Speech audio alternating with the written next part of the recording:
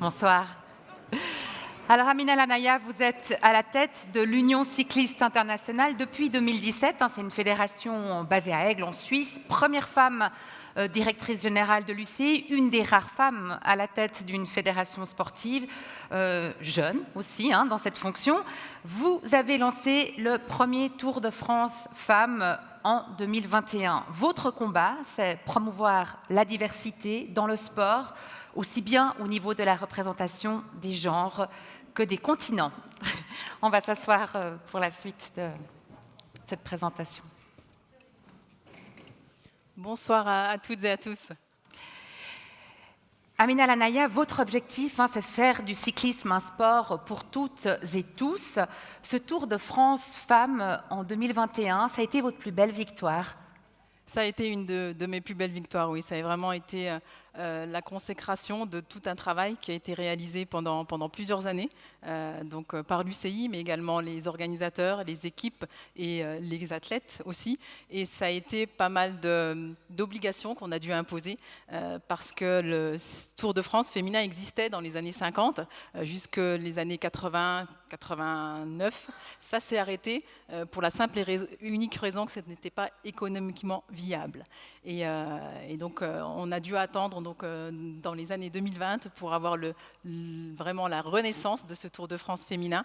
Et on a dû prendre des décisions assez fortes au niveau de l'UCI. Et c'est vrai qu'en tant que première femme directrice générale de l'institution, qui est une institution qui est quand même très masculine, très conservatrice, quand j'arrivais moi au début à l'UCI, donc je suis arrivée en 2006, on me prenait vraiment pour celle qui faisait les cafés alors que j'étais juriste au sein de l'organisation, et ça a été très difficile de m'imposer, de me faire respecter, et ça me tenait à cœur de lancer ce Tour de France Femmes, de le relancer, et c'est sportivement la plus grande victoire, oui. Quelle a été la recette pour que ça marche? Parce qu'il fallait que ce soit rentable, il fallait que les gens regardent, il fallait que les gens payent aussi, les sponsors payent pour ce tour cyclisme féminin, ce Tour de France. Exactement. Donc en fait, ce qui s'est passé, c'est qu'on a, comme je vous le disais, on a imposé un certain nombre d'obligations. Tout d'abord, on a lancé le circuit d'élite femmes, et pour vraiment essayer d'avoir le pendant féminin du cyclisme masculin. Tout le monde connaît le Tour de France, hommes. Tout le monde l'été regarde cette grande course, et ce qu'on a dû faire, c'est imposer des obligations, mais après la société a changé aussi. Il y a eu les télévisions qui se sont intéressées au sport féminin. La Coupe du Monde de foot femmes a aussi été vraiment un élément déclencheur pour nous au niveau du sport mondial, et les sponsors aussi se sont intéressés, parce qu'il y a vraiment aussi les valeurs de diversité et d'inclusion qui sont importantes pour beaucoup d'entreprises aujourd'hui, et on a pu profiter de tous ces éléments-là. Quelle qualité vous avez dû mettre en œuvre pour parvenir à ça? Vous êtes vous-même issu d'une fratrie, on dit fratrie, mais il y avait 7 filles pour 8 enfants.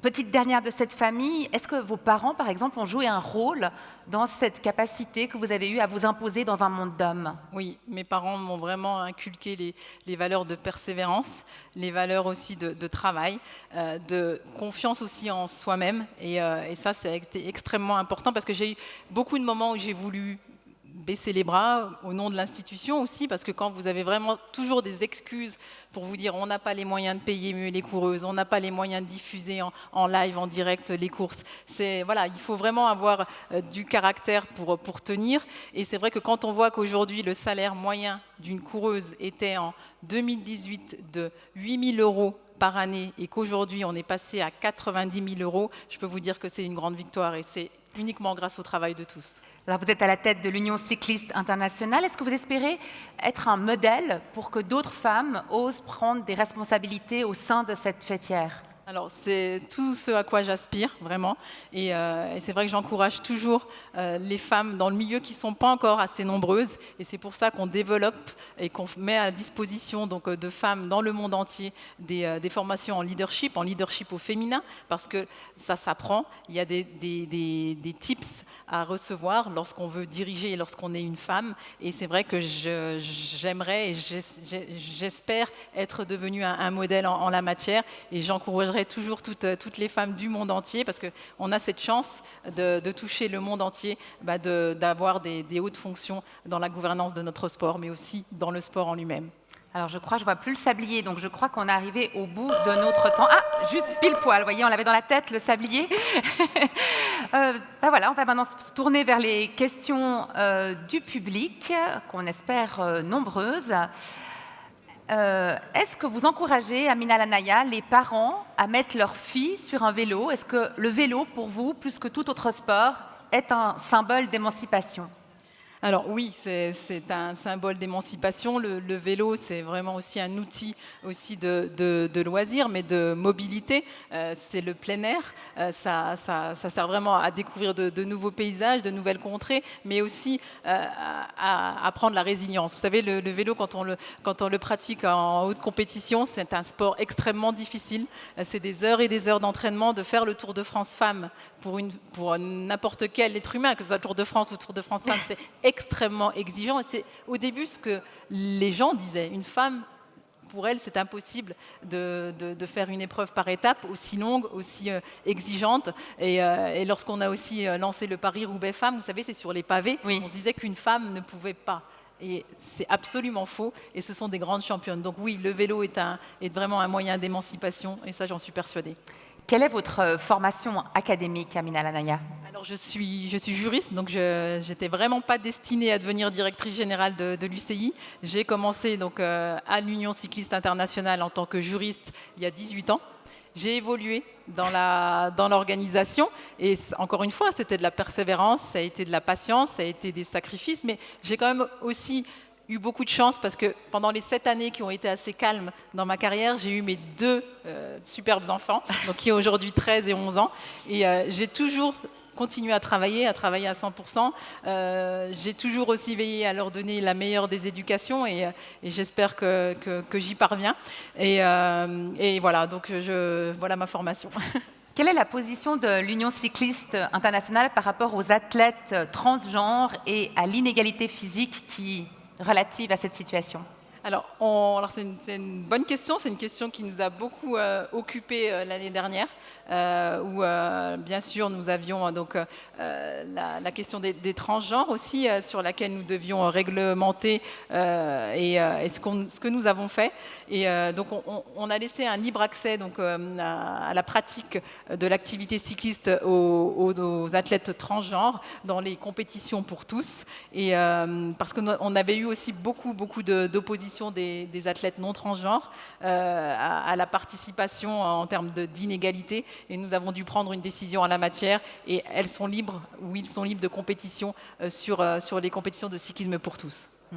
Comment est-ce que vous encouragez les femmes à débuter dans le cyclisme? Alors, comment on encourage des femmes à débuter dans le cyclisme? Alors, vous savez, on est basé à Aigle, l'Union cycliste internationale. On a un centre de développement, un centre donc international de développement, où on accueille des athlètes du monde entier. C'est ce que la mission d'une fédération internationale, et donc la mission de l'UCI, c'est de développer le sport à travers le monde. Et on fait ça donc pour les hommes, les femmes, et on a tout un travail de détection que l'on opère et on arrive à repérer ces athlètes pour ensuite les former chez nous et pour qu'elles puissent pratiquer le sport au plus haut niveau, je l'espère aux Jeux Olympiques, et on les accueille à l'école avec des collaborations avec les écoles locales, avec les clubs, et c'est tout un réseau qui est en place depuis un certain nombre d'années et dont l'UCI est un acteur. Il y a encore des réticences chez les filles aujourd'hui? Surtout chez les parents. Les filles, elles sont contentes de monter sur un vélo, de s'amuser, c'est vraiment super pour elles. Mais pour les parents, de se dire qu'une fille va se mettre au vélo, même de manière professionnelle, ça n'a jamais été très glamour. C'est vrai que ce n'est pas un sport comme d'autres sports qui sont économiquement, pour l'instant, au même niveau. Mais voilà, les mentalités changent, et c'est vrai qu'avoir cette vitrine du Tour de France Femmes nous aide énormément. Un petit mot sur le dopage, Amina Lanaya, parce qu'il faut rappeler que vous avez une formation de juriste et que vous avez beaucoup travaillé dans ce domaine. Est-ce que c'est un problème, le dopage, en cyclisme féminin, est un problème aussi important que dans le cyclisme masculin? Alors, le dopage, dans sa généralité, est un problème pour le sport. Et les femmes, elles ont tendance autant que les hommes à y recourir? Alors ça, je peux pas répondre à cette question parce qu'en tout cas, nous, notre rôle, c'est de lutter contre le dopage. Et les résultats, en tout cas, qu'on a montrent qu'à ce jour, c'est vrai que c'est davantage le cyclisme féminin, le masculin pardon, qui est touché parce qu'il est aussi beaucoup plus testé et ça c'est la réalité. Mais voilà, toute cette éducation aussi que l'on fait en matière de lutte antidopage, on l'applique autant pour les hommes que pour les femmes et c'est vrai que le message et j'ai l'impression aussi beaucoup plus accepté et compris par la gente féminine et ça c'est une réalité parce que les résultats parlent pour eux. Je crois qu'on arrive au terme, parce que je ne lis plus les questions, donc j'en déduis qu'on est arrivé au terme de cet entretien. Merci, Amina Lanaya. Merci à vous, merci beaucoup. Bonne soirée.